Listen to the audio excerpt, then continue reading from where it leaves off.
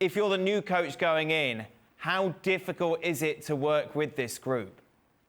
It is going to be difficult. For what we've heard, they're not a group of players that particularly get on. They've got lots of excuses all over the place. You know, we're talking about excuses today with the referee, excuses about the coaching not being quite good enough. Whoever goes in there is going to have a very, very tough job. And remember, he's got to work under Rangnick. So Rangnick will be trying to implement his ideas or putting across his ideas to the coach. It will be somebody that he actually gets to be in place.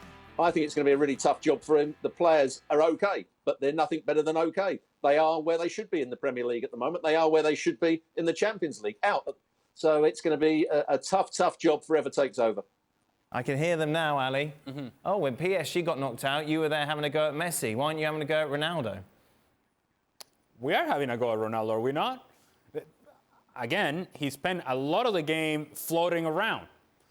When you see him score a hat-trick, as he did on the weekend, is because he's inside the 18-yard box.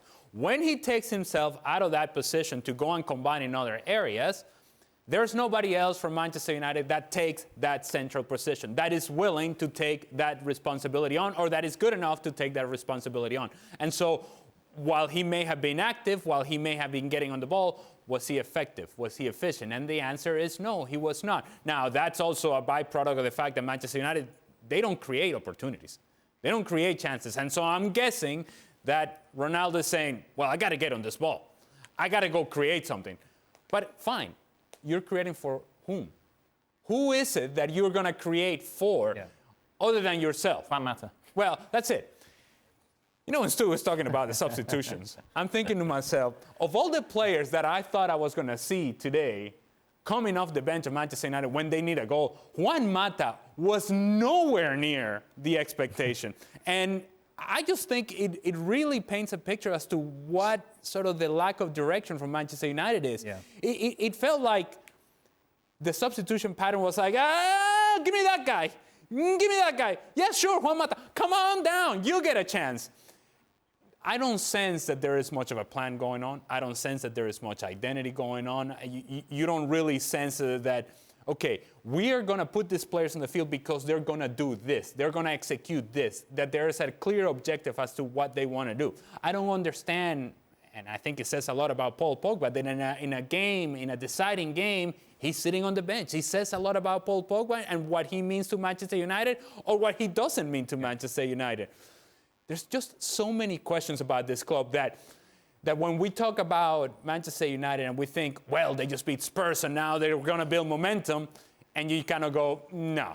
The true story of Manchester United is what we saw today, not what we saw on the weekend. This is a Manchester United side, let's not forget, who spent over $1 billion on transfers over the last few years. And Robbo mentioned it, Frank. You take a look at that team. Who is getting into a Liverpool side? Who's getting into Manchester City out of those 11? None. None of these players are good enough, and it's striking to the core how many bad decisions have been made by Manchester United over the years. The thing in football, Dan, you have to understand that individuals are important, but it's the collective which makes the difference for me. And that's the thing that you have to find when you have a group of players who I think is talented, but doesn't work together, don't understand each other, and maybe don't want to work together. So that's the comparison with Liverpool and Manchester City, because you were mentioning them. They want to work, those two teams want to work together. The players seem to be happy to work together, and some of them even to sacrifice for the others, which is not the case for Manchester United. You cannot say that when you see the names of the Manchester United squad, you don't have talent. That would be not knowing football. But you have to find the recipe to make sure they can work together. Or maybe get rid of some people, and I'm not inside the dressing room, to get rid of some of them to make sure the other will work well. And that's the thing you have to find to make sure Manchester United goes back to their prime. Do you think the players think they're better than they actually are, Robbo?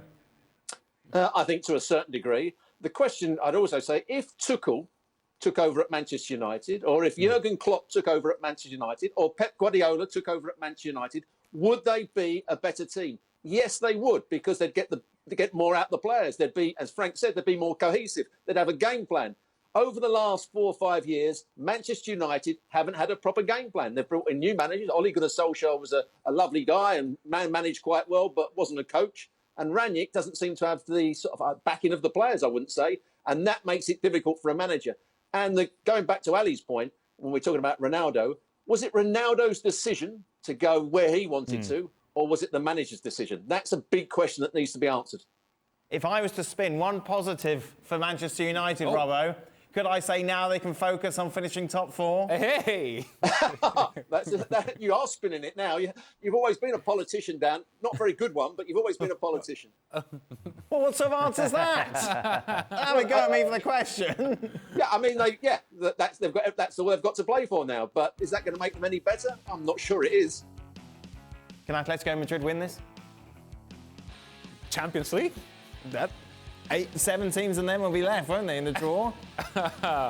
No, I don't think so. They have too many limitations, and part of those limitations come in defensively. So when you get a team that can actually play through lines, that you get movement ahead of the ball, that you get rotation of players in and out of spaces, and players filling in gaps offensively, and they do that with dynamic movement and dynamic movement of the ball as well, they get broken down.